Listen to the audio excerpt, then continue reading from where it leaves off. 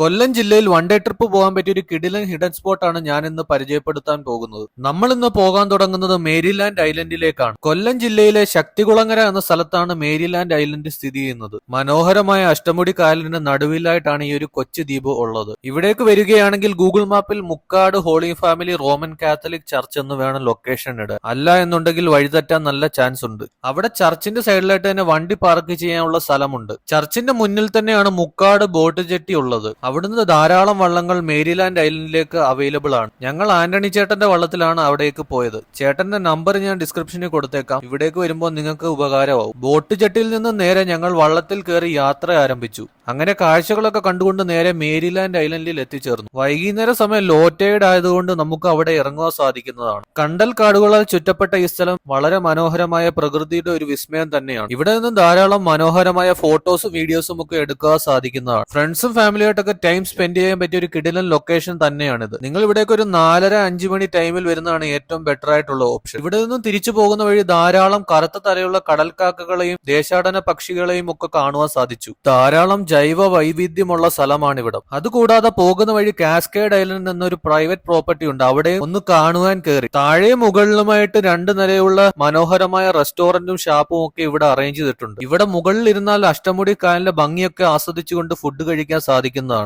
അതുകൂടാതെ റെസ്റ്റോറന്റിന്റെ അടുത്തായിട്ട് തന്നെ ഒരു ഫോട്ടോയും വീഡിയോസും ഒക്കെ എടുക്കാൻ പറ്റിയ ഒരു കിടിലൻ ലൊക്കേഷനും ഉണ്ട്. നല്ല കിടിലൻ ആംബിയൻസ് ഉള്ള ഒരു സ്പോട്ട് തന്നെയാണിത്. ഫുഡ് കഴിക്കാൻ സമയമില്ലാത്തത് കൊണ്ട് ഞങ്ങൾ അവിടുന്ന് ഒരു ഫ്രഷ് ലൈം ഒക്കെ കുടിച്ചിട്ട് അവിടെ നിന്നും നേരെ മുക്കാട് ബോട്ട് ജെട്ടിയിലേക്ക് എത്തിച്ചേർന്നു. വീണ്ടും മറ്റൊരു വീഡിയോയുമായി കാണുന്നവരെയും ബൈ ഫ്രം ഗോകുൽ.